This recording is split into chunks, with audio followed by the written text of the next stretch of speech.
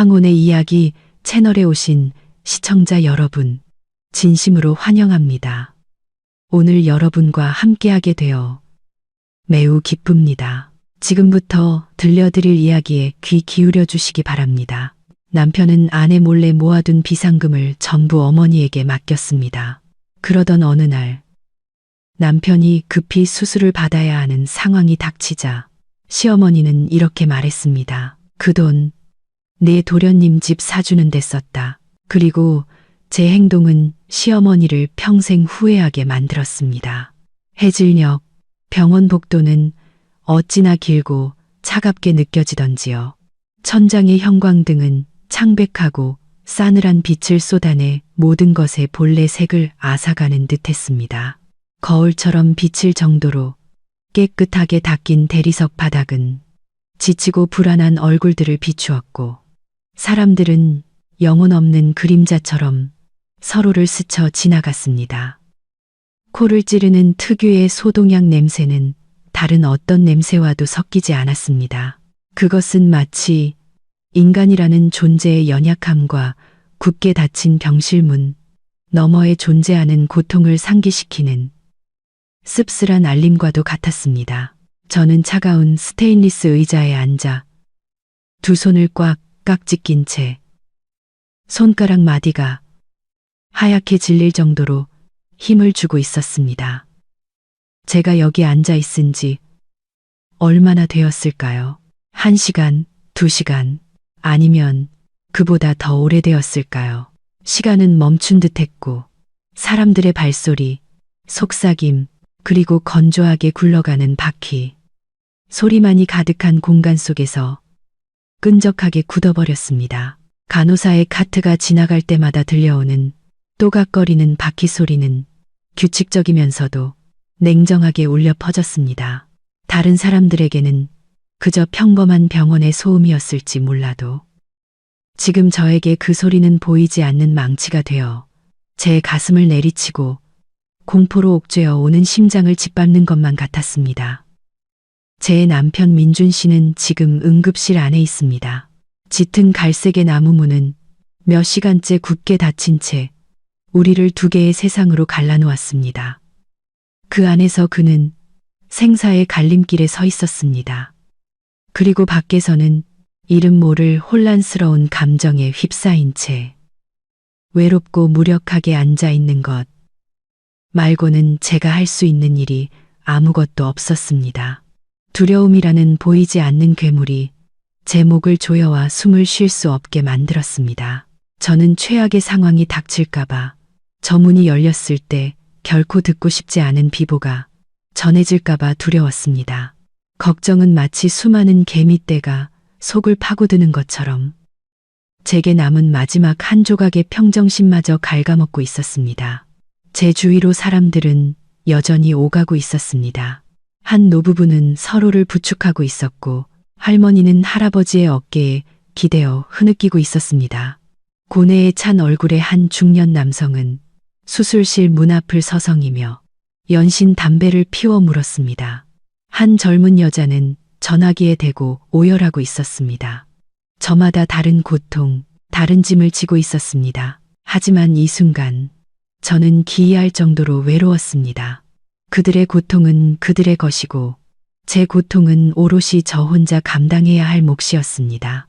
저는 망망대해에 홀로 떠 있는 외로운 섬이 된 것 같았습니다.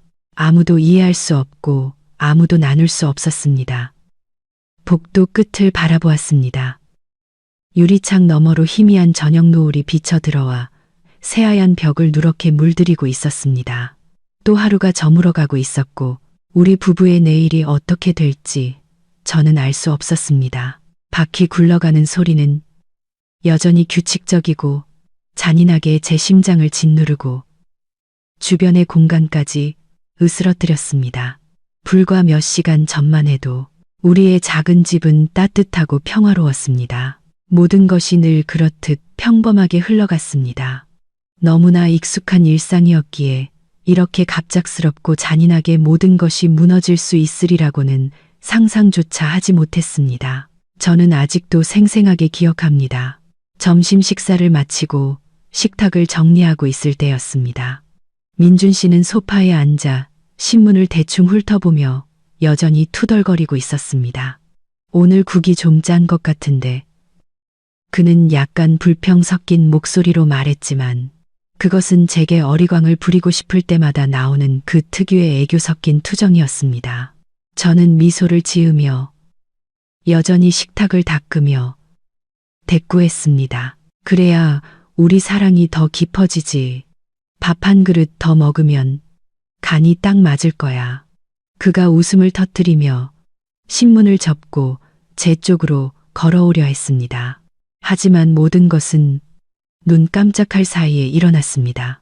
그는 갑자기 멈춰섰고 얼굴색이 변하더니 한 손으로 머리를 감싸 쥐었습니다.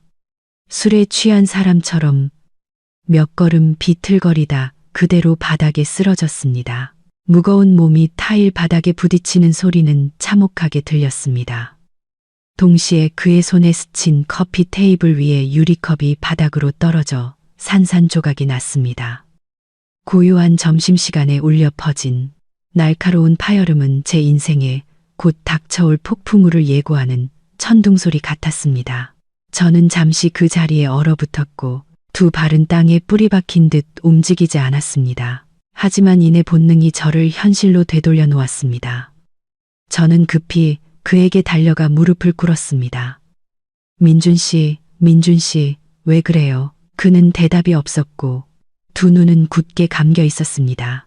숨은 가쁘고 힘겨워 보였습니다. 얼굴은 창백해졌고 이마와 관자놀이에서는 식은땀이 비 오듯 흘렀습니다. 저는 완전히 공황 상태에 빠졌습니다. 그를 일으켜 세우려고 안간힘을 썼지만 의식을 잃은 성인 남자의 몸은 어찌나 무거운지요. 그 묵직함은 마치 온 세상의 무게가 제 연약한 어깨를 짓누르는 것 같았습니다. 저는 소리를 지르며 이웃을 불렀고 어디서 났는지 모를 힘으로 그를 부축해 계단을 내려갔습니다. 그의 이마에서 전해져 오는 뜨거운 열기가 제 손을 데일 듯했습니다. 비정상적이고 무서운 열기였습니다. 계단을 한 칸 내려가는 것이 영원처럼 길게 느껴졌습니다. 머릿속은 텅 비었고 오직 그를 병원으로 데려가야 한다는 생각, 최대한 빨리 가야 한다는 생각뿐이었습니다. 어디로 가는지도 모른 채 달리는 택시 안에서 저는 남편을 품에 꼭 껴안았습니다. 그의 가슴에 귀를 대고 약하고 불규칙하게 뛰는 심장 소리를 들었습니다. 너무 무서워서 울음조차 나오지 않았습니다. 눈물이 핑 돌았지만 다시 안으로 삼켜버렸습니다. 씁쓸했습니다. 창밖의 풍경은 급하게 돌린 필름처럼 빠르게 스쳐 지나갔습니다. 햇살은 여전히 노랗고 나무는 여전히 푸르렀으며 사람들은 길 위를 걷고 있었습니다. 저 바깥 세상은 여전히 평범하게 돌아가고 있었지만 오직 저의 세상만이 무너져 내리고 있었습니다. 과장님의 진료실에서는 오래된 서류 냄새와 옅은 약품 냄새가 났습니다. 깨끗하고 정돈되어 있었지만 차갑고 거리감이 느껴지는 공간이었습니다.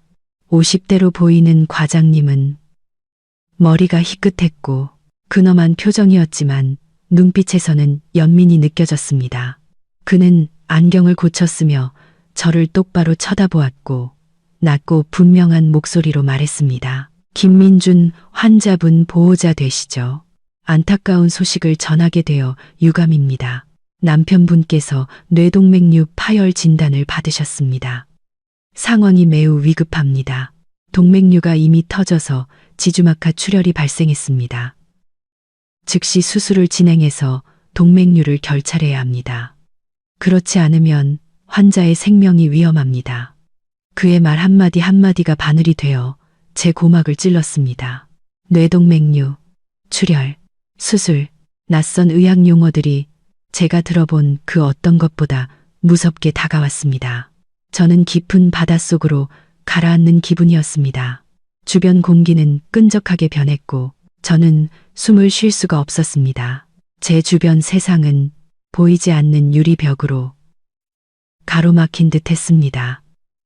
의사 선생님이 계속 말하는 것이 보였고, 입은 움직였지만 소리는 멀게만 들렸습니다. 윙윙거리는 소리만 맴돌았습니다. 선생님, 그럼 성공 확률은 높은가요? 저는 겨우 목소리를 냈습니다. 제 목소리가 어찌나 떨리고 낯설게 들리던지요.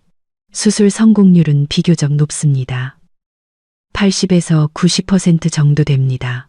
하지만 발생할 수 있는 위험에 대해서도 마음의 준비를 하셔야 합니다. 지금 가장 중요한 것은 시간과의 싸움입니다. 즉시 입원 수속을 하시고 수술 예약금을 납부해 주셔야 저희도 수술 준비를 할 수 있습니다. 그리고 그는 제 앞으로 종이 한 장을 내밀었습니다. 수술 예약금 고지서였습니다. 얇고 하얀 종이였지만 검은 잉크로 찍힌 숫자는 거대한 바위처럼 무겁게 느껴졌습니다. 제 마음속에 겨우 피어오르던 작은 희망의 불씨를 짓밟아 버렸습니다. 5천만 원, 그 숫자가 제 눈앞에서 춤을 추다가 흐려지고 다시 선명해졌습니다. 5천만 원, 저는 입안에서 중얼거렸습니다. 씁쓸한 맛이 혀끝에 퍼졌습니다. 많은 사람들에게는 그리 큰 액수가 아닐 수도 있겠지만 지금의 우리 부부에게는 그야말로 감당할 수 없는 거금이었습니다. 저는 자리에서 일어섰습니다. 다리에 힘이 풀려 몽유병 환자처럼 비틀거렸습니다. 손에 쥔 종이의 얇음을 느꼈지만 동시에 그 천근만근의 무게 또한 느꼈습니다. 그 얇은 종이 한 장이 남편의 목숨을 쥐고 있었고 저를 전에 없던 절망적인 상황으로 몰아넣고 있었습니다. 의사 진료실을 나서자 병원 복도는 더 길고 더 차갑게 느껴졌고 제 앞길은 출구 없는 안개 속처럼 막막해졌습니다. 저는 차가운 스테인리스 의자에 멍하니 앉아 있었습니다. 땀으로 축축한 손바닥 안에서 병원비 고지서는 구겨져 있었습니다. 5천만 원, 그 숫자가 머릿속을 맴돌며 저를 괴롭혔습니다. 몇 년간 아끼고 모은 우리 부부의 적금은 고작 1천만 원이 조금 넘었습니다. 어떻게 다 감당할 수 있을까요? 시골에 계신 친정 부모님도 형편이 넉넉지 않으셔서 평생 일하셨지만 겨우 먹고 살 정도였습니다. 이런저런 생각을 하던 중 머릿속에 마지막 희망의 불씨가 떠올랐습니다. 제가 반드시 붙잡아야 할 구명줄이었습니다. 그것은 민준 씨가 결혼 전에 모아두었던 7천만 원이었습니다. 그 돈에 대해 저에게 말해주던 날이 아직도 생생합니다. 그는 그것이 가족의 비상금이라고 했습니다. 자신이 가지고 있지 않고 시어머니께 안전하게 맡겨두었다고 했습니다. 그때 저는 조금 서운했지만 그를 사랑하고 믿었기에 깊이 생각하지 않았습니다. 그는 가족에게 급한 일이 생기면 어머니께서 바로 주실 거라고 못 박듯 약속했습니다. 지금 그의 목숨을 구하는 것보다 더 큰 일이 어디 있겠습니까? 저는 떨리는 손으로 가방에서 휴대폰을 꺼냈습니다. 화면이 켜지고 연락처에 어머님이라는 이름이 나타났습니다. 저는 심호흡을 하며 가슴속에서 미친 듯이 뛰는 심장을 진정시키려 애썼습니다. 손가락은 화면 위에서 몇 초간 망설이다가 이내 단호하게 통화 버튼을 눌렀습니다. 신호음이 몇 번 울린 후 수화기 저편에서 전화를 받았습니다. 하지만 제게 들려온 것은 익숙한 시어머니의 목소리가 아니라 시끄럽고 소란스러운 소음이었습니다. 사람들의 웃음소리, 신나는 음악 소리, 잔 부딪히는 소리가 들려왔습니다. 집에 무슨 잔치라도 벌어진 것 같았습니다. 제 마음은 형언할 수 없이 무겁게 가라앉았습니다. 이곳에서 저는 애가 타 죽을 지경인데 집에서는 아무 일 없다는 듯이 즐겁게 지내고 있다니요. 여보세요. 누구세요? 시어머니의 목소리는 방해받은 듯 다소 짜증 섞이고 날카롭게 들렸습니다.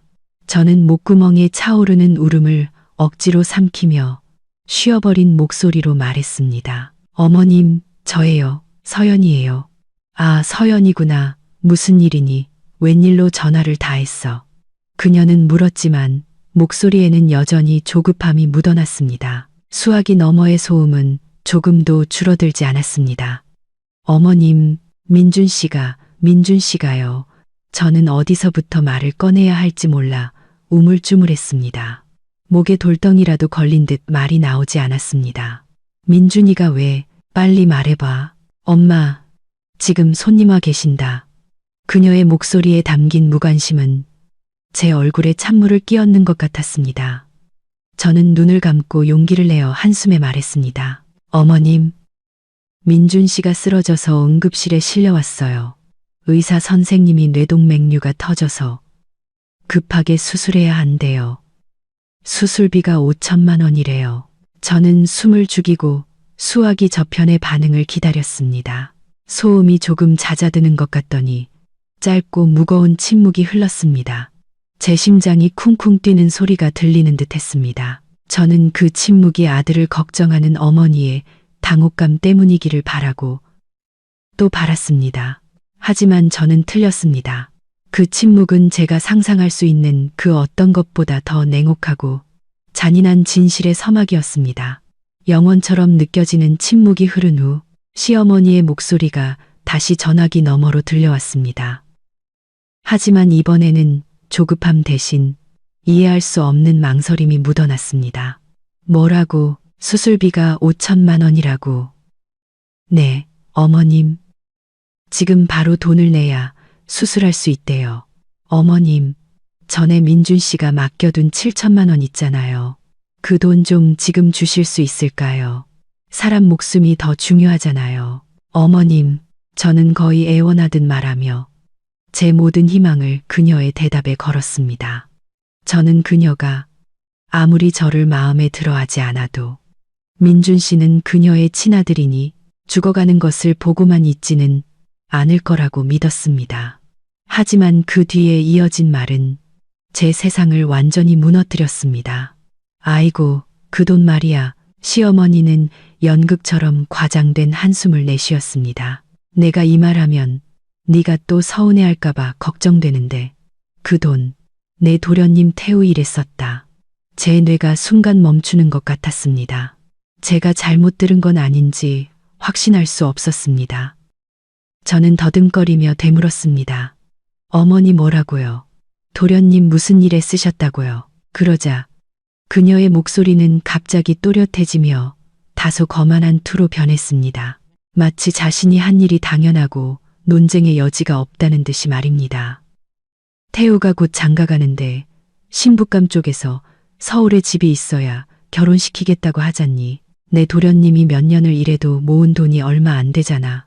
형이랑 형수가 집안의 어른인데 동생 장가도 못 가는 걸 그냥 보고만 있을 순 없지 않니. 우리도 가진 게 없으니 하는 수 없이 민준이 돈으로 아파트 계약금 보태준 거야. 이것도 다 우리 가족 미래를 위한 일 아니겠니. 그녀가 내뱉는 말들은 마치 남의 이야기를 하듯 가볍고 태연했습니다. 하지만 저에게는 수천 개의 칼날이 되어 심장을 꿰뚫는 것 같았습니다. 7천만 원, 남편이 가족의 비상금이라고, 이런 위급한 순간을 위한 구명줄이라고 신신당부했던 그 돈을 그녀는 다른 사람의 미래를 위해 마음대로 처분해버린 것이었습니다. 아이러니하게도 그 사람은 바로 남편의 동생이었습니다. 어떻게 저희한테 한마디 상의도 없이 그러실 수가 있어요. 제 목소리는 두려움 때문이 아니라 분하고 억울해서 떨렸습니다. 너희한테 물어보면 허락했겠니? 시어머니의 목소리가 갑자기 날카로워졌습니다. 내가 걔 엄마고 걔 돈을 맡아줬으니 내가 결정할 권리가 있는 거야. 게다가 내 도련님 결혼은 집안의 큰일인데 형이랑 형수가 당연히 도와줘야지. 그건 책임이야.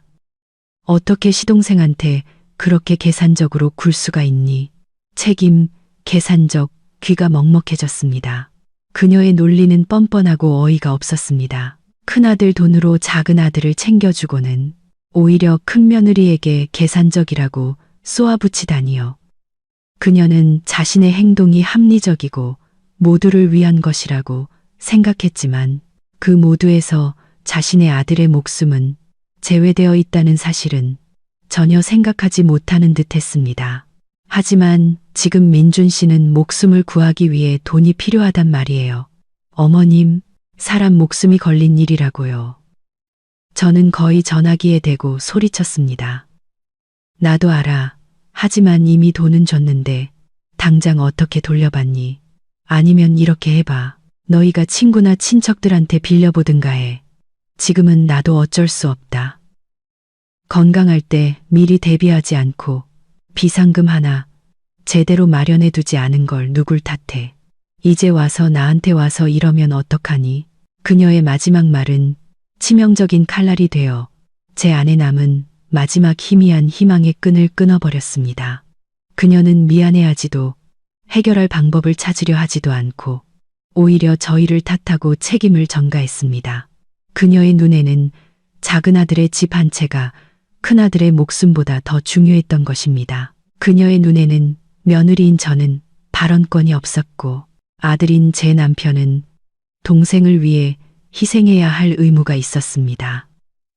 수화기 저편에서 들려오던 시끄러운 웃음소리가 멀게만 느껴졌습니다.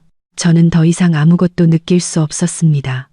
고통, 분노, 절망, 모든 감정이 뒤섞여 가슴 속에서 차가운 얼음덩어리로 굳어버렸습니다.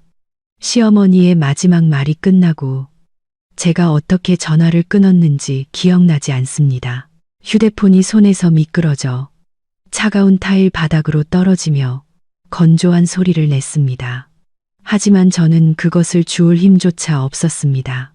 저는 복도 한가운데에 못 박힌 듯 서 있었고 귓가에는 그녀의 잔인한 말들이 윙윙거렸습니다.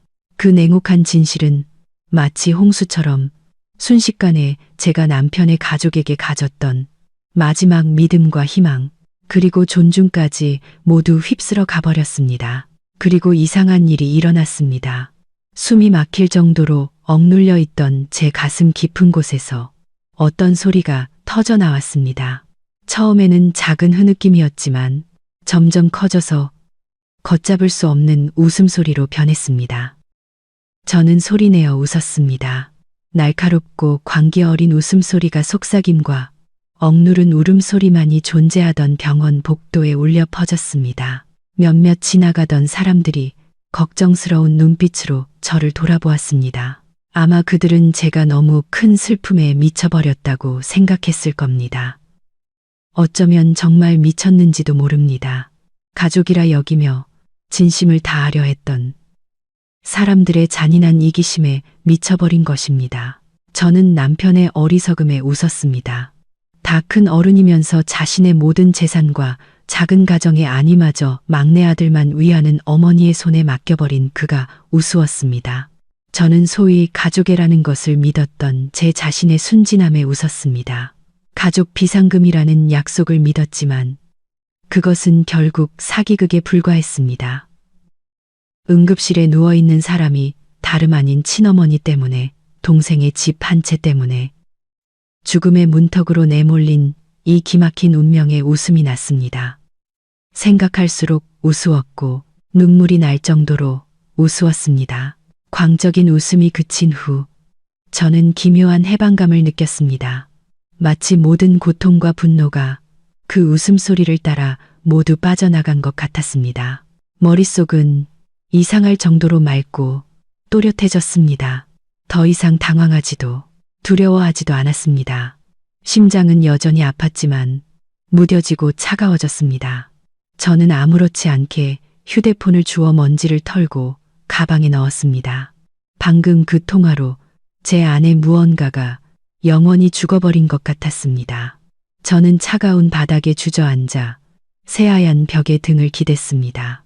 바닥의 냉기가 옷을 뚫고 살갗으로 스며들었지만 지금 제 영혼을 뒤덮고 있는 냉기에 비할 바는 아니었습니다. 저는 더 이상 울지 않았습니다. 너무 큰 충격에 눈물조차 말라버린 것 같았습니다. 저는 그저 그곳에 앉아 바쁘게 스쳐 지나가는 사람들을 조용히 바라보았습니다. 이제부터 저는 오직 제 자신에게만 의지할 수 있다는 것을 알았습니다. 이 싸움은 저 혼자 싸워야 했습니다. 남편을 위해, 그리고 저 자신을 위해. 제 마음속에 강철 같은 결심이 굳어졌습니다. 저는 그를 구할 것입니다. 사랑 때문이 아니라 아내로서의 마지막 책임감 때문입니다.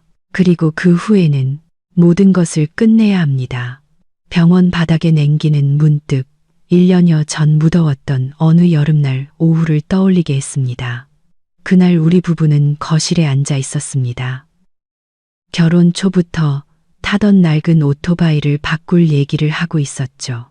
저는 신이 나서 새로 나온 스쿠터 모델 몇 개를 보여주며 우리 둘의 월급으로 어떻게 할부금을 내는 게 합리적일지 계산하고 있었습니다. 민준 씨는 제 말에 고개를 끄덕이며 열심히 듣고 있었습니다. 그러다 그가 갑자기 저를 멈칫하게 하는 말을 했습니다. 그냥 일시불로 사자. 할부 같은 거 복잡하게 하지 말고. 저는 놀랐습니다. 일시불로 살 돈이 어디 있어. 우리 적금 다 합쳐도 겨우 절반 정도밖에 안 되는데. 민준 씨가 웃었습니다. 약간 자랑스러우면서도 어딘가 부자연스러운 미소를 띠고 있었죠. 그는 목소리를 낮춰 마치 중요한 비밀을 말하듯 제 귀에 속삭였습니다. 나 따로 모아둔 돈 있어. 7천만 원 정도. 결혼하기 전부터 모은 돈이야. 7천만 원. 그 액수에 저는 정말 놀랐습니다. 그가 성실하고 열심히 일하는 사람인 줄은 알았지만 그렇게 큰 돈을 모았을 줄은 몰랐습니다. 하지만 제 안에 피어오르던 기쁨과 감탄은 그의 다음 말에 실망감으로 바뀌었습니다. 그 돈 내가 안 갖고 있고 어머니한테 다 드렸어.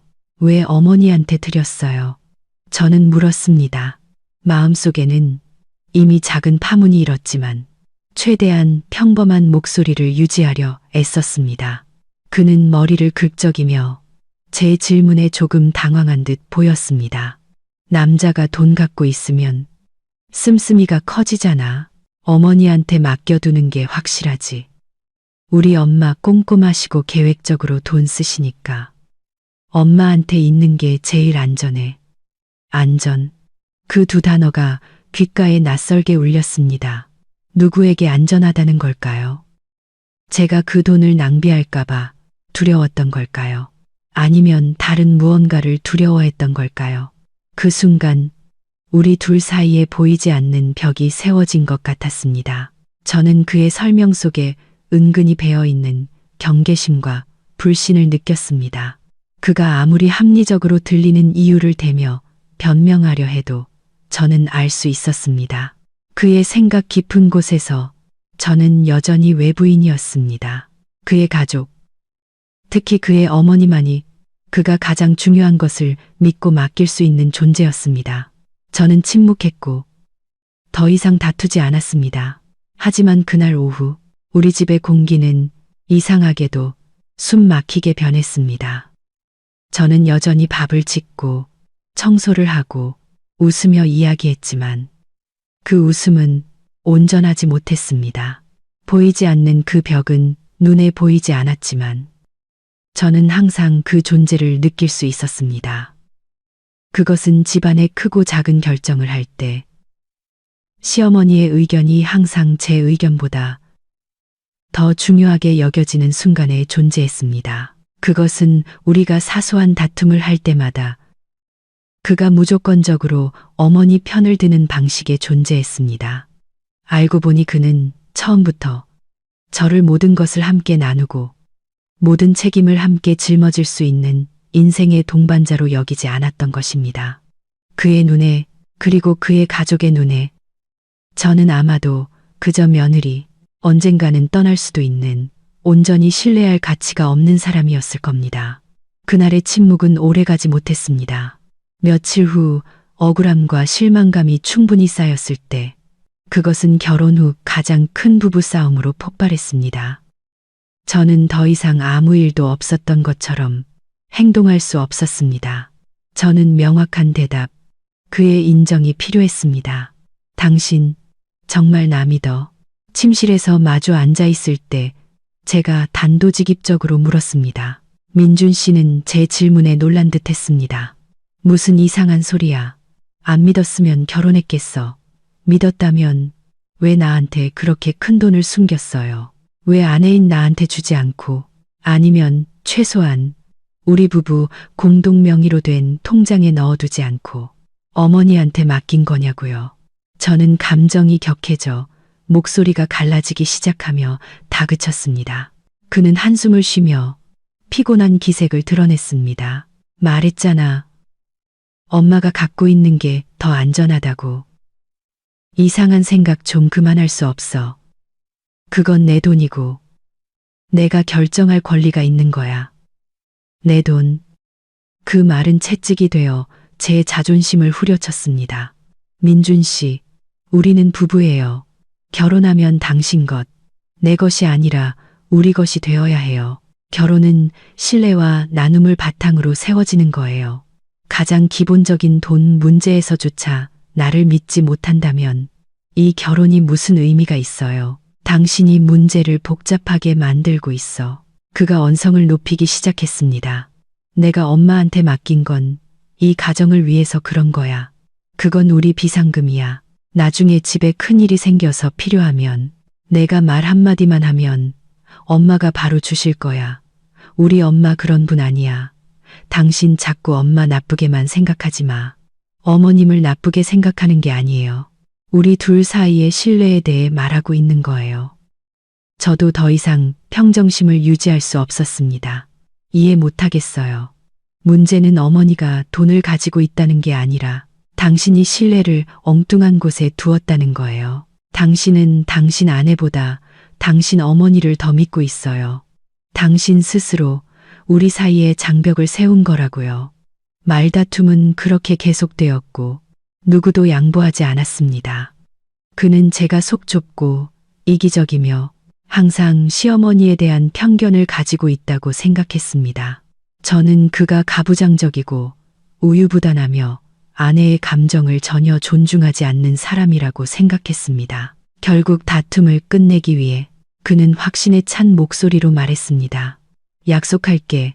그건 우리 가족 비상금이야. 우리가 필요할 때 엄마가 반드시 주실 거야.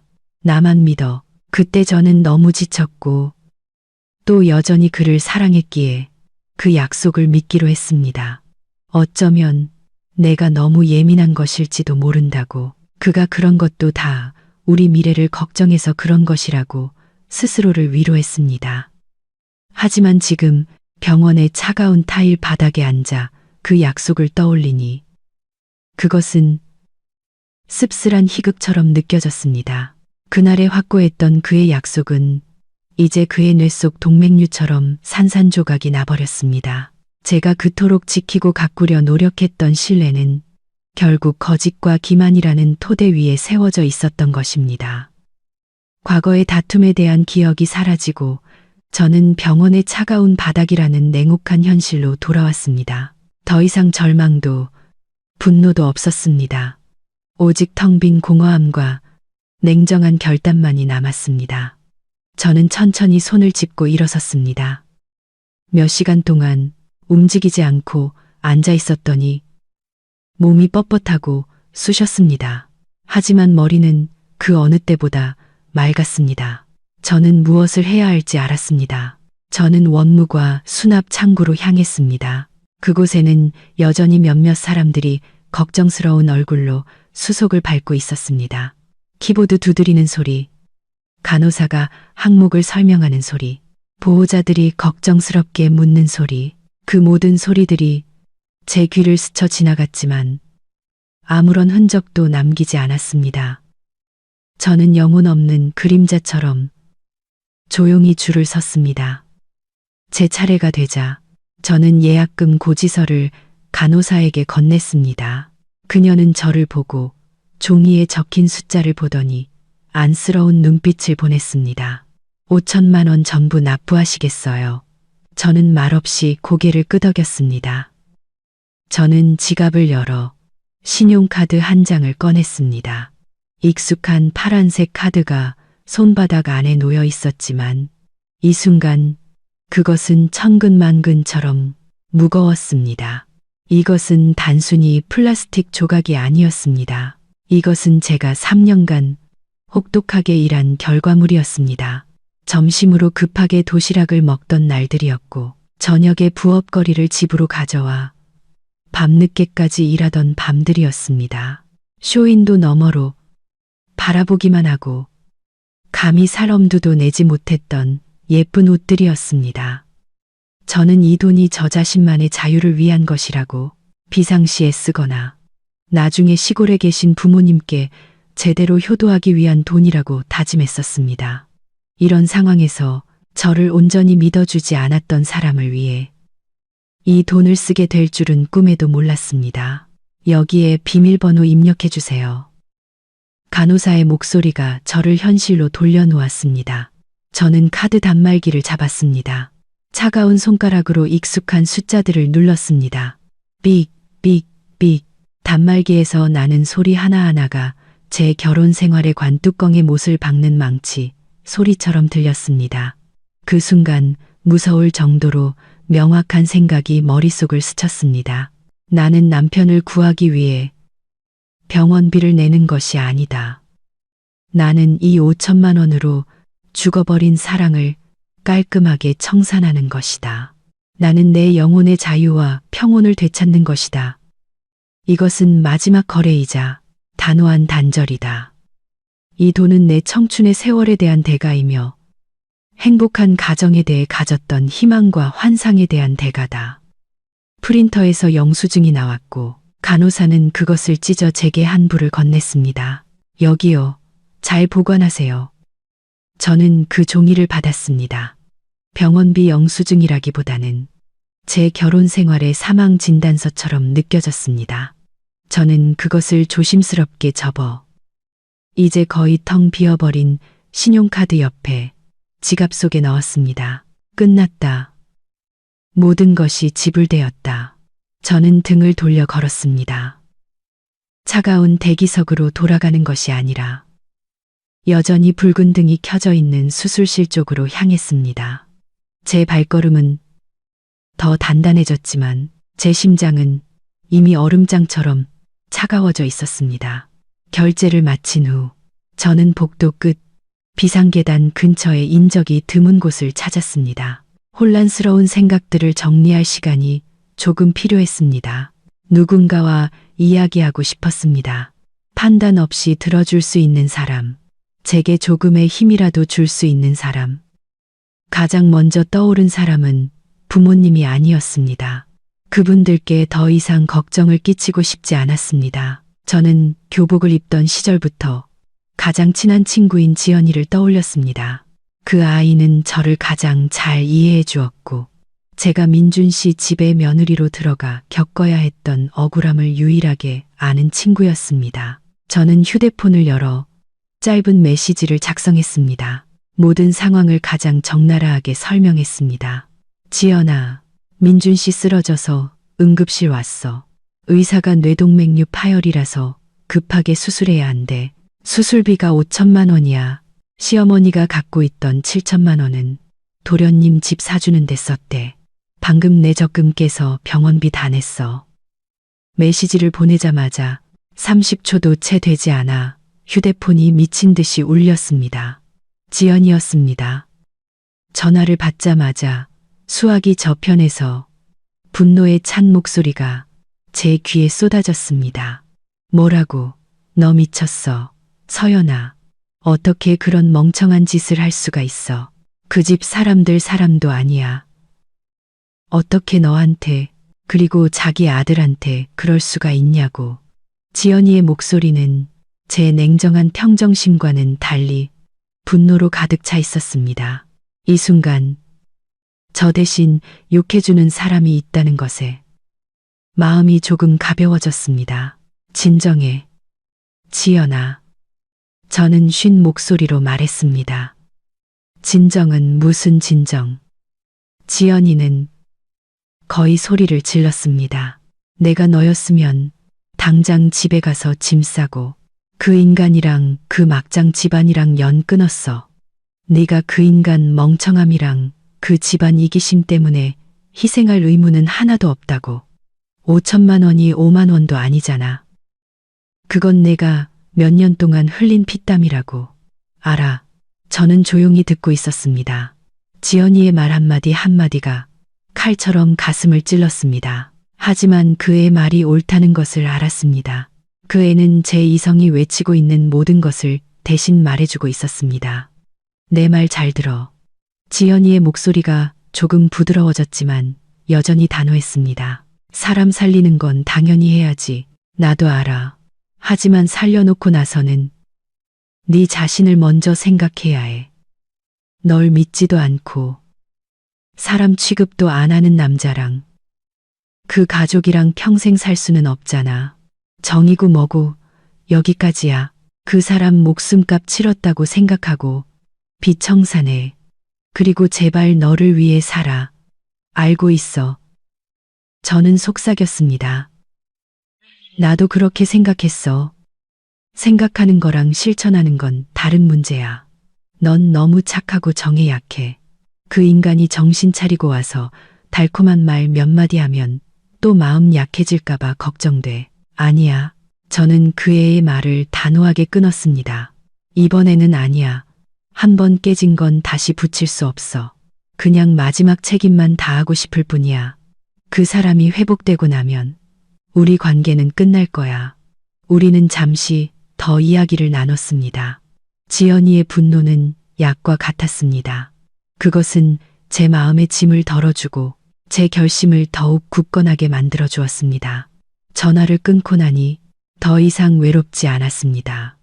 적어도 이 세상에 무조건 내 편이 되어주는 사람이 한 명은 있다는 사실에 위안을 얻었습니다. 밤이 깊어지면서 병원 복도는 한산해지고 조용해졌습니다. 당직 의사와 간호사들의 바쁜 발걸음 소리와 병실에서 새어나오는 기침 소리만이 간간히 들려왔습니다.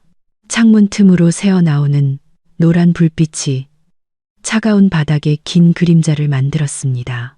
저는 여전히 수술실 문 앞에 앉아 켜져 있는 붉은 등을 눈을 떼지 않고 바라보았습니다. 배고픔과 피로가 몰려왔지만 먹거나 쉴 마음이 전혀 들지 않았습니다. 주머니 속 휴대폰이 다시 울렸습니다. 이번에는 어머니 번호였습니다. 가슴이 철렁 내려앉았습니다. 정신없는 하루를 보내느라 부모님께 전화 드리는 것을 잊고 있었습니다. 지금쯤 두 분은 몹시 걱정하고 계실 겁니다.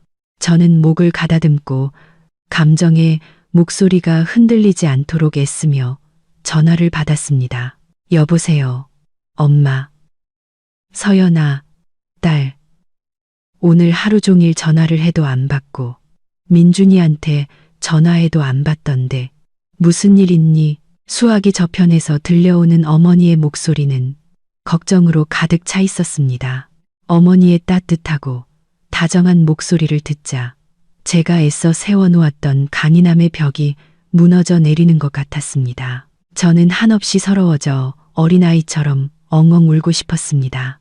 모든 것을 털어놓고 어머니 품에 안겨 위로받고 싶었습니다. 하지만 그럴 수 없었습니다. 시골에 계신 부모님은 형편이 넉넉지 않고 건강도 좋지 않으셨습니다. 이 사실을 아시면 걱정에 잠 못 이루시고 여기저기 돈을 빌려 제게 보내주시려 하실 게 뻔했습니다. 부모님을 더 고생시키고 싶지 않았습니다. 저는 입술을 꽉 깨물고 울음을 삼키며 최대한 아무렇지 않은 목소리로 말했습니다. 아무 일 없어요. 엄마, 민준 씨가 몸이 좀 안 좋다고 해서 그냥 종합검진 받으러 병원 온 거예요.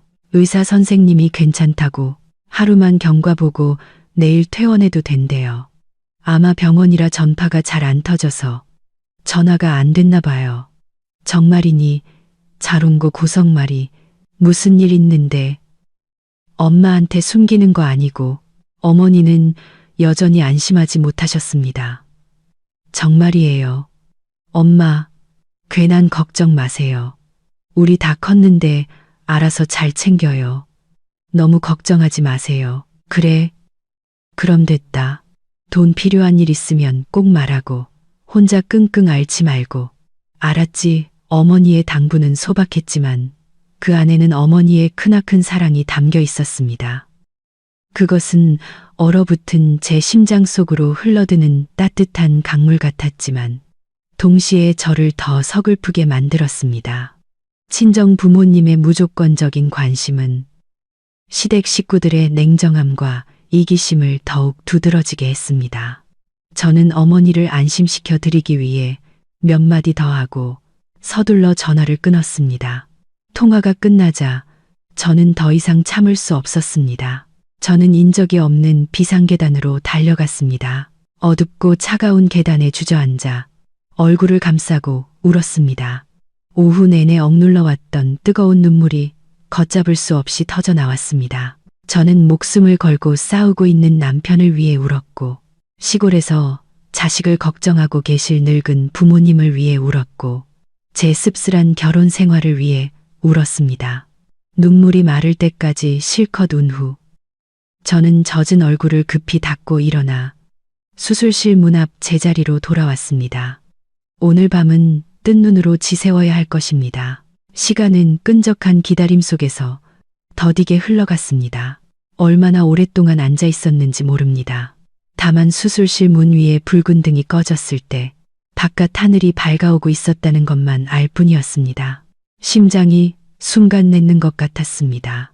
묵직한 나무 문이 열리고 피곤한 기색이 역력하지만 눈빛에는 안도감이 서려 있는 의사 한 분이 나왔습니다. 아까 저와 이야기했던 그 과장님이었습니다. 그는 마스크를 벗고 저를 보며 말했습니다. 축하합니다. 수술은 성공적으로 끝났습니다. 동맥류는 처리했고 환자는 위기를 넘겼습니다. 이제 중환자실로 옮겨서 계속 경과를 지켜볼 겁니다. 그 말을 듣는 순간 다리에 힘이 풀렸습니다. 거대한 안도감이 저를 덮쳐와 거의 서 있을 수 없을 지경이었습니다. 저는 옆 벽에 손을 짚지 않았더라면 주저앉았을 겁니다. 지금 이 순간 가장 크고 중요했던 목표가 이루어졌습니다. 그는 살아났습니다. 앞으로 어떻게 되든 적어도 그는 살아 있습니다. 감사합니다. 선생님, 정말 감사합니다. 저는 간신히 말했습니다. 목소리가 다 쉬어버렸습니다. 간호사들이 민준 씨의 침대를 수술실에서 밀고 나오는 바로 그 순간, 복도 끝에서 다급한 발걸음 소리와 웅성거리는 소리가 들렸습니다. 돌아보니 시부모님과 도련님 태우가 빠른 걸음으로 이쪽으로 오고 있었습니다. 그들은 도착했습니다. 모든 위험이 지나가고 병원비가 모두 지불된 후에 정말 기가 막힌 타이밍에 도착했습니다. 시어머니는 타고난 연기 실력으로 앞으로 달려나왔습니다. 얼굴에는 극도의 공포와 고통을 가장하고 있었죠. 그녀는 침대에 누운 사람이 누구인지 제대로 보지도 않은 채 두 손을 모으고 하늘에 외쳤습니다. 오, 내 아들. 선생님, 우리 아들 괜찮은 거죠? 세상에 어쩌다 이런 일이. 시아버지는 침통하고 괴로운 표정을 지으며 제게 다가와 위로하듯 어깨를 두드렸습니다. 도련님 태우는 그 뒤를 따르며 못지않게 걱정스러운 표정을 지었습니다.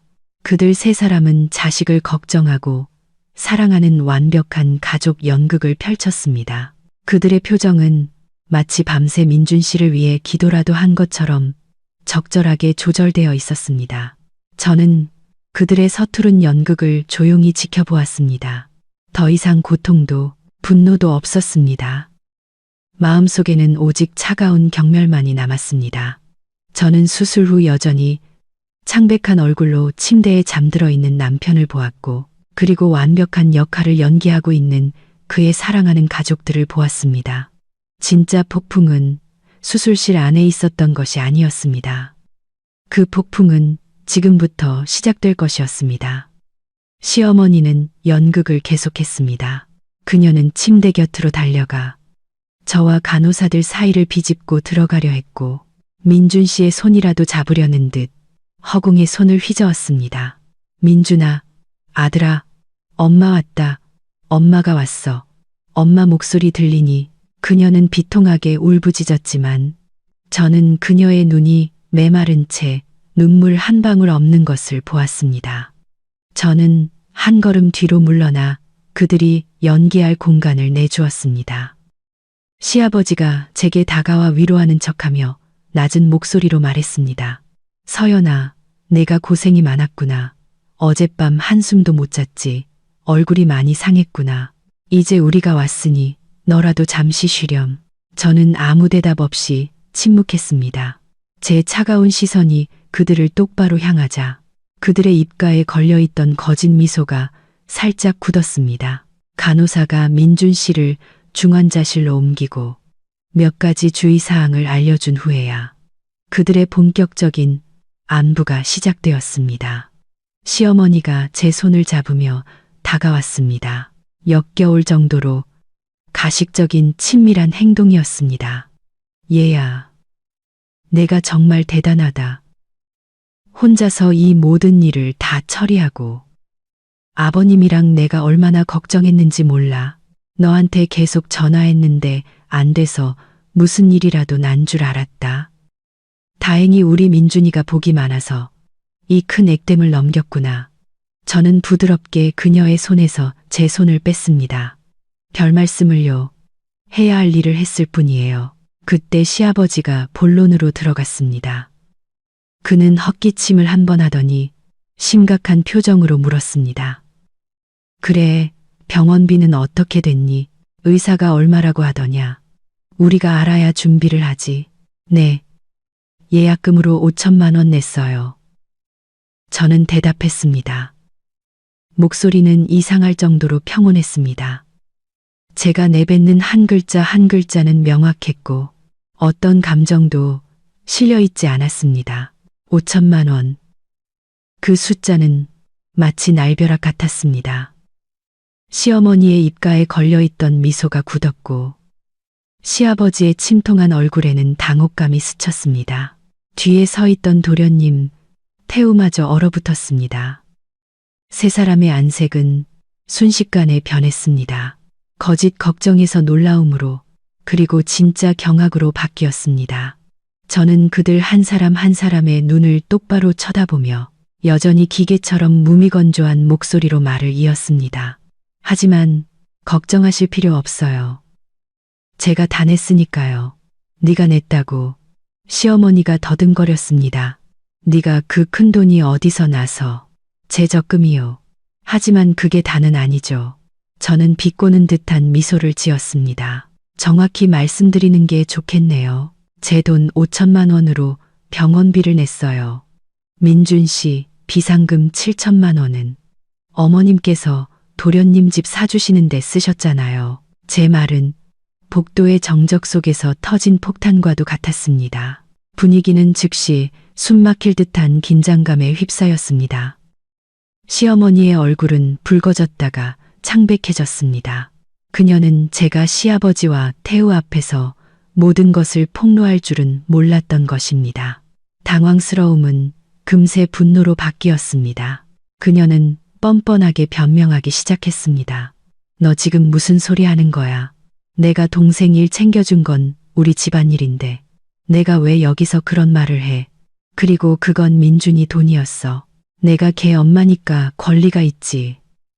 넌 며느리 주제에 어떻게 시어머니한테 그런 식으로 말대꾸를 해? 어머님, 저는 그녀의 말을 끊었습니다. 제 목소리는 처음으로 날카롭고 차가워졌습니다. 지금 저 안에 누워있는 사람은 제 남편이고 어머님 아들이에요. 그 사람 목숨이 중요해요. 아니면 도련님 집이 더 중요해요. 서투른 연극의 막은 내렸고 그들의 이기심과 뻔뻔함은 병원의 환한 대낮의 빛 아래 완전히 드러났습니다. 이틀 후 민준 씨는 중환자실에서 일반 병실로 옮겨졌습니다. 몸은 여전히 약했지만 머리에 하얀 붕대를 감은 채 완전히 의식을 되찾았습니다. 저는 침대 옆에 앉아 조용히 사과를 깎고 있었습니다. 아침 햇살이 창문으로 들어와 그의 창백한 얼굴을 비추었습니다. 연극이 탄로난 시댁 식구들은 보양식을 만들어 오겠다는 핑계를 대고 먼저 돌아갔고 저 혼자 그를 돌보게 되었습니다. 민준 씨가 살짝 몸을 움직였고 피곤한 눈을 떠 저를 바라보았습니다. 서연아, 그의 목소리는 심하게 쉬어 있었습니다. 깼어요. 어디 불편한 데는 없어요. 저는 갓 깎은 사과를 작은 접시에 담으며 습관처럼 물었지만 목소리에는 이전과 같은 따뜻함이나 걱정이 담겨 있지 않았습니다. 그는 고개를 저었고 병실을 둘러보다가 다시 저를 보았습니다. 눈빛에는 당혹감이 서려 있었습니다. 나 여기 얼마나 있었어? 이틀 됐어요. 수술은 성공했고 위기는 넘겼어요. 저는 짧게 대답했습니다. 그는 한참 동안 침묵했습니다. 흩어진 기억의 조각들을 맞추려는 듯 보였습니다. 그리고 그는 제가 언젠가는 물어볼 것이라고 예상했던 질문을 했습니다. 수술비 많이 나왔어. 저는 사과 깎던 손을 멈추고 그의 눈을 똑바로 쳐다보았습니다. 저는 그가 진실을 마주하기를, 자신의 우유부단함과 맹목적인 믿음이 초래한 결과를 직시하기를 바랐습니다. 5천만 원. 저는 조금의 망설임도 없이 말했습니다. 그의 동공이 눈에 띄게 수축했습니다. 얼굴색이 변했습니다. 그는 입을 열어 무언가 말하려 했지만 결국 아무 말도 하지 못했습니다. 당혹감과 놀라움이 그의 얼굴에 역력했습니다. 5천만 원. 그럼 돈은 어디서? 그는 이미 답을 짐작한 듯 더듬거렸습니다. 내 돈으로. 저는 얼음장처럼 차가운 목소리로 말했습니다. 내가 3년 동안 모은 적금. 당신 돈은 어머님이 도련님 집 사주는데 썼으니까. 지독한 침묵이 병실을 감쌌습니다. 저는 그의 얼굴 근육이 경련하는 것을 보았습니다. 그는 제 시선을 피하며 고개를 돌려 하얀 베개에 얼굴을 묻었습니다. 그의 어깨가 가늘게 떨리기 시작했습니다. 그가 울고 있는지 아니면 어떤 감정을 억누르고 있는지 알 수 없었습니다. 그는 미안하다는 말 한마디, 변명 한마디도 하지 않았습니다. 오직 침묵과 떨리는 어깨뿐이었습니다. 그의 침묵은 그 어떤 말보다 저를 더 아프고 실망스럽게 만들었습니다. 저는 사과를 다 깎아 작은 조각으로 자른 후 포크를 꽂아 침대 옆 탁자 위에 놓았습니다. 기운 차리게 사과 좀 먹어요. 갑자기 그가 손을 휘둘러 접시를 세게 쳐냈습니다. 하얀 사과 조각들이 차가운 바닥으로 어지럽게 흩어졌습니다. 도자기 접시는 산산조각이 났습니다. 그 행동은 저를 향한 것이 아니라 수치심, 죄책감, 자책, 그리고 자신의 무력함이 터져 나온 것이었습니다. 그는 저를 마주할 용기도, 진실을 마주할 용기도 없었습니다. 그저 무생물의 화풀이를 할 뿐이었습니다. 저는 바닥에 널브러진 잔해들을 말없이 바라보았습니다. 심장은 완전히 식어버렸습니다. 그날 오후 시어머니가 혼자 도시락을 들고 찾아왔습니다. 그녀는 병실의 긴장된 분위기와 아직 치워지지 않은 바닥의 파편들을 보았지만 애써 아무 일 없는 척했습니다. 그녀는 도시락을 탁자 위에 놓으며 다정한 목소리로 말했습니다. 민준아, 아들, 엄마가 비둘기 죽 끓여왔다. 이거 먹고 얼른 기운 차려야지. 민준 씨는 여전히 벽을 향해 돌아누운 채 대답이 없었습니다. 저는 자리에서 일어나 복도로 나갔습니다. 이 여자와 한 공간에 더 이상 있을 수 없다는 것을 알았습니다. 저는 모든 것을 한 번에 그리고 영원히 확실히 해야 했습니다. 시어머니는 그런 저를 보고 따라 나왔습니다. 아마 아침의 무례한 태도에 대해 저를 훈계하고 싶었던 모양입니다. 인적이 드문 복도에서 그녀는 더 이상 다정한 척하지 않았습니다. 예. 내가 말하는데 너 너무 기어오르지 마. 내가 5천만 원 내서 내 남편 살린 건 아내로서 당연한 도리야. 그걸로 유세 떨면서 하고 싶은 말 다 하고 하고 싶은 대로 다 하려고 생각하지 마. 저는 돌아서서 그녀의 눈을 똑바로 쳐다보았습니다. 이번에는 더 이상 침묵하지 않았습니다.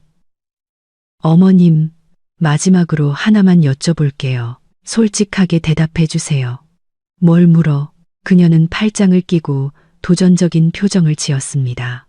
저는 심호흡을 하고 차분하지만 단호한 목소리로 말했습니다. 만약 그날 저에게 5천만 원이 없었다면, 만약 제가 돈 한 푼 없는 가난한 며느리였다면, 어머님은 도련님 집 계약금을 빼서 민준 씨를 살리셨을까요? 제 질문은 그녀의 전곡을 찌르는 칼날 같았습니다. 그녀는 얼어붙었고 거만하던 얼굴은 당황스러움으로 일그러졌습니다. 그녀는 제 시선을 피하며 우물쭈물했습니다. 무슨 그런 쓸데없는 소리를 하니? 만약이라는 건 없어. 그냥 네 또는 아니오로만 대답해 주세요. 저는 한 글자 한 글자 힘주어 말했습니다. 침묵이 길어졌습니다. 그녀는 왼쪽을 봤다가 오른쪽을 봤다가 입술만 달싹일 뿐 아무 말도 하지 못했습니다. 그리고 그 침묵이야말로 가장 명확한 대답이었습니다. 결국 제 날카로운 시선을 견디지 못한 그녀는 중얼거리듯 말했습니다. 이미 계약금 다 넘어갔고 서류 절차도 다 끝났는데 어떻게 돌려받아? 그걸로 충분했습니다. 그녀의 이기적인 논리가 확인되었습니다. 그녀에게는 부동산 매매 계약서 한 장이 아들의 목숨보다 더 가치 있었던 것입니다. 마지막 한 방울의 물이 잔을 넘었습니다. 모든 정, 모든 존중, 이 가족과 관련된 모든 것이 그 순간 저에게는 공식적으로 끝났습니다. 저는 더 이상 아무 말도 하지 않고 조용히 등을 돌려 걸어갔습니다. 그 여자만 부끄러움과 뻔뻔함 속에 홀로 남겨둔 채 말입니다. 일주일 후 민준 씨는 퇴원했습니다. 우리를 데리러 온 사람은 도련님 태우였습니다. 시어머니가 집 계약금 일부를 돌려받아 산 것이라고 자랑하던 번쩍이는 새 차를 타고 말이죠. 집으로 돌아오는 내내 차 안의 공기는 숨 막힐 정도로 무거웠습니다. 저와 민준 씨는 뒷좌석에 앉아 각자 창밖만 바라보았고 한마디도 나누지 않았습니다. 앞좌석에 앉은 시어머니는 여전히 태우에게 결혼식 계획, 웨딩 촬영 장소 등에 대해 쉴 새 없이 떠들어댔습니다. 그녀는 우리를 둘러싼 얼음장 같은 벽을 전혀 느끼지 못하는 것 같았고 어쩌면 일부러 무시하는 것일지도 몰랐습니다. 익숙한 집에 도착하자 침묵은 더욱 무섭게 느껴졌습니다. 모든 가구는 제자리에 있었지만 예전의 따뜻하고 평화로운 분위기는 사라지고 차가운 거리감만이 남았습니다. 저는 민준 씨를 침실로 부축해 눕혔습니다. 그리고 말없이 옷장 위에서 여행 가방을 꺼냈습니다. 바닥 위로 끌리는 가방 바퀴 소리가 죽음 같은 침묵을 깼습니다. 민준 씨가 놀라 팔을 짚고 몸을 일으켰습니다. 서연아, 뭐 하는 거야? 저는 대답하지 않고 옷장을 열어 제 옷을 하나씩 차분하고 단정하게 가방에 넣기 시작했습니다. 서연아, 미안해. 민준 씨는 마침내 그 두 단어를 내뱉었지만 목소리는 힘없고 무력했습니다. 저는 손을 멈추고 그를 돌아보았습니다. 제 얼굴에는 어떤 감정도 없었습니다. 사과할 필요 없어요.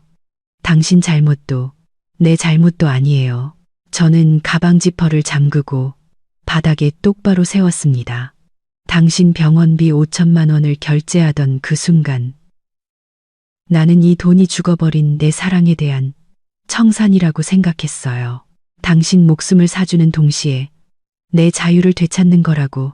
우리 이걸로 빚은 없는 거예요. 저는 조금의 흔들림도 없는 단호한 눈빛으로 그의 눈을 똑바로 쳐다보았습니다.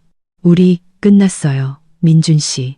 제 마지막 말은 가볍게 들렸지만 천근만근의 무게를 담고 있었습니다. 그것은 우리 결혼 생활에 명확하고 단호한 마침표를 찍었습니다. 사랑이 식어서가 아니라 신뢰가 사라져서 죽어버린 결혼이었습니다. 제 말이 끝나자마자 민준 씨의 얼굴은 핏기 하나 없이 하얗게 질렸습니다. 그는 마치 사형 선고를 들은 사람처럼 공포와 불신에 가득 찬 눈으로 저를 바라보았습니다. 끝나다니. 그게 무슨 말이야. 어디 가려고.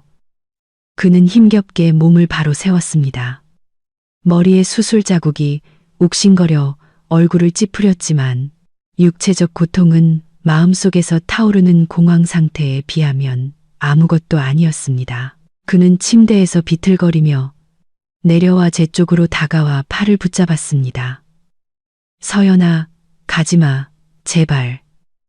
내가 잘못했어. 전부 내 잘못이야. 내가 멍청했고, 내가 나약했어.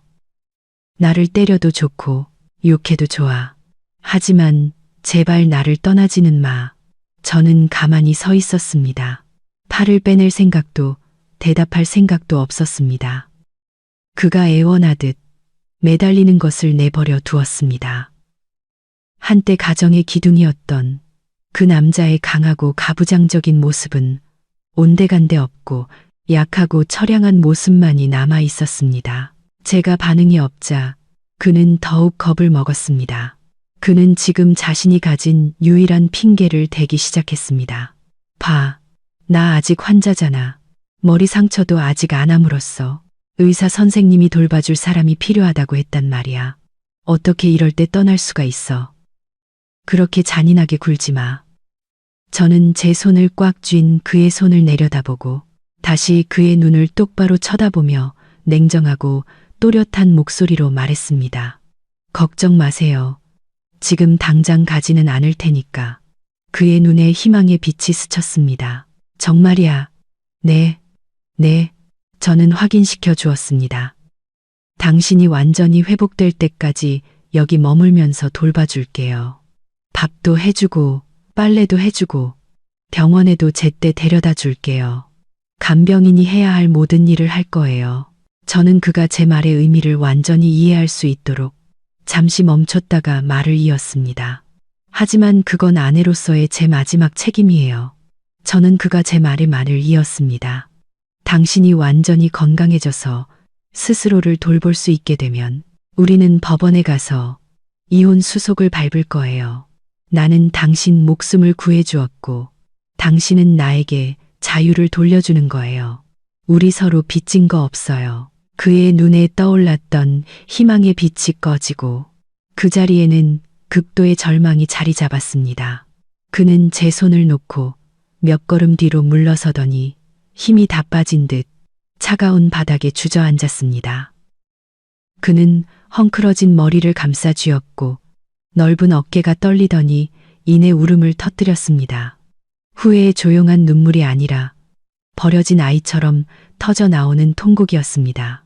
그의 울음소리는 조용한 방 안 가득 처량하고 무력하게 울려 퍼졌습니다.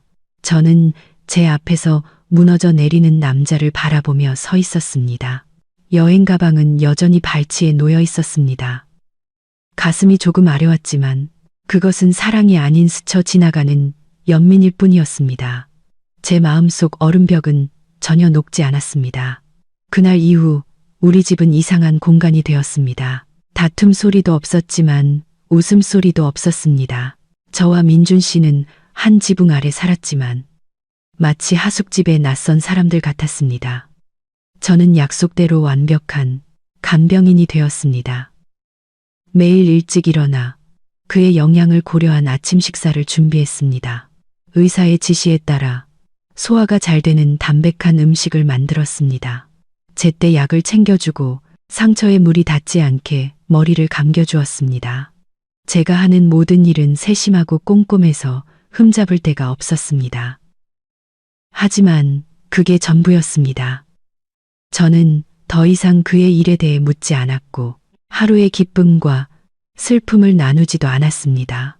우리 사이에는 병과 일상생활에 관한 짧은 대화만이 오갔습니다. 약 먹을 시간이에요. 죽 다 됐어요. 드세요. 내일 오전 9시에 병원 가야 해요. 민준 씨도 그 변화를 알아차린 듯 했습니다. 그는 제게 아무것도 요구하지 못하고 죄책감 가득한 표정으로 제 보살핌을 묵묵히 받았습니다. 그리고 그는 변하기 시작했습니다. 처음에는 사소한 것들이었습니다. 제가 청소하는 것을 보면 그는 일어나 빗자루를 들려 했습니다. 제가 설거지를 하면 옆에 서서 그릇에 물기를 닦았습니다. 점차 그는 이전에는 손도 대지 않았던 일들을 배우기 시작했습니다. 인터넷으로 요리 동영상을 찾아보며 서툰 솜씨로 간단한 음식을 만들기 시작했습니다. 한 번은 돼지고기 장조림을 태워 부엌이 연기로 자욱해졌는데 그는 저를 쳐다보지도 못하고 미안하다고 중얼거렸습니다.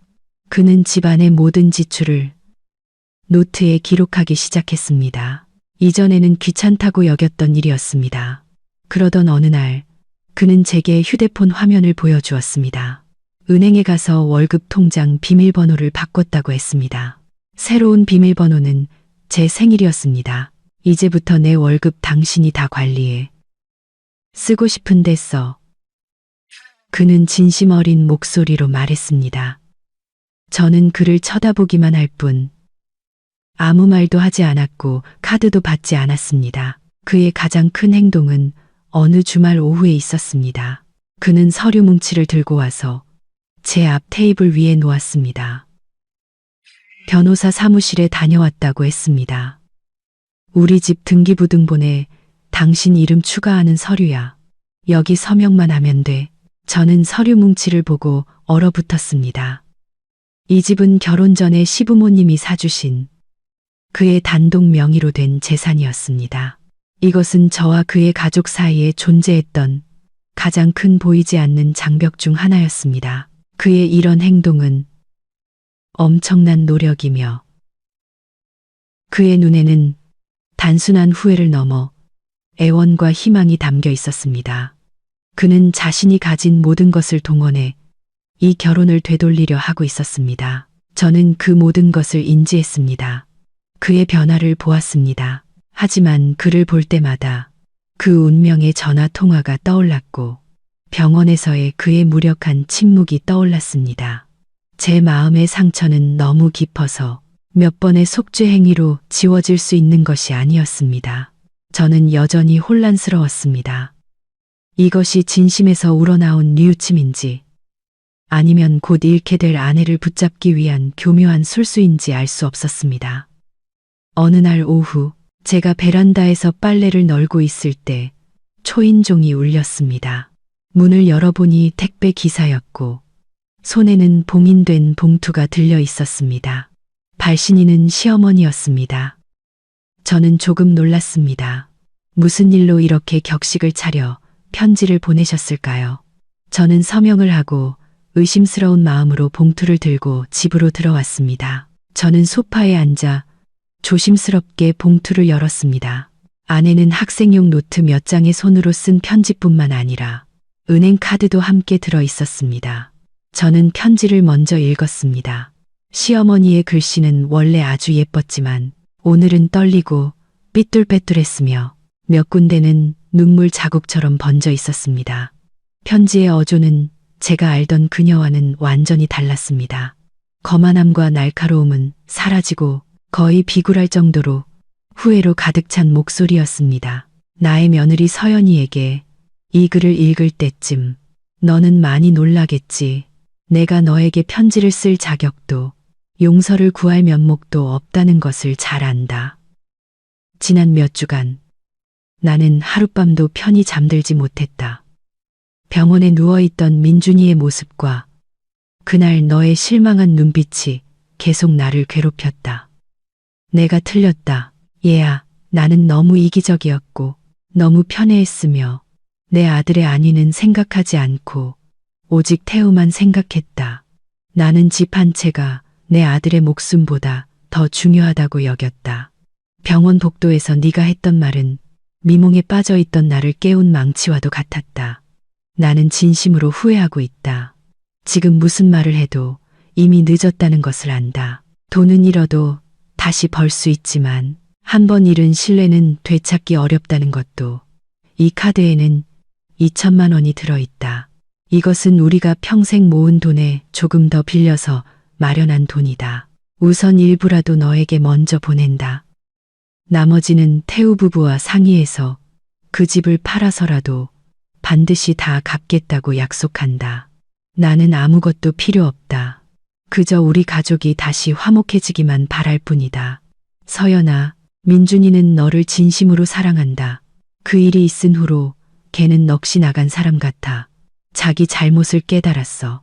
제발 지난 세월의 부부의 정을 생각해서라도 그 아이에게 바로잡을 기회를 한 번만 주렴. 제발 그 아이를 버리지 말아다오. 내가 이렇게 빌게. 저는 편지를 몇 번이고 다시 읽었습니다. 이 말들이 얼마나 진심인지, 아들이 이혼당할까봐 두려워서 하는 말이 얼마나 섞여 있는지 알 수 없었습니다. 하지만 어쨌든 2천만 원을 보낸 행동은 그녀가 정말로 두려워하고 있다는 것을 보여주었습니다. 그녀는 이 아들을 잃을까봐, 가정이 산산조각 날까봐 두려워하고 있었습니다. 편지의 궁극적인 목적은 결국 제가 민준 씨를 떠나지 말아달라는 애원이었습니다. 저는 편지와 은행 카드를 테이블 위에 놓았습니다. 마음에는 어떤 파문도 일지 않았습니다. 지금 저에게 용서란 너무나 사치스러운 것이었습니다. 그날 저녁, 저는 민준 씨에게 편지와 은행 카드를 보여주었습니다. 그는 어머니의 편지를 읽었고 얼굴에는 별다른 감정의 변화가 없었습니다. 다 읽은 후 그는 그것을 테이블 위에 내려놓고 편지와 카드를 모두 제 쪽으로 밀었습니다. 이건 당신 돈이야. 당신이 가져. 그리고 나와 당신의 일은 당신의 어떤 결정이든 받아들일게. 이 편지 때문에 혹은 다른 누구 때문에 당신 생각을 바꿀 필요 없어. 내가 저지른 잘못이니까 내가 책임져야지. 말을 마친 그는 조용히 일어나 부엌으로 갔습니다. 냄비와 그릇이 달그락거리는 소리, 물 흐르는 소리가 들렸습니다. 저는 그가 무엇을 하려는지 알 수 없어 텅 빈 공간을 응시하며 앉아 있었습니다. 잠시 후 익숙하고 고소한 냄새가 풍겨왔습니다.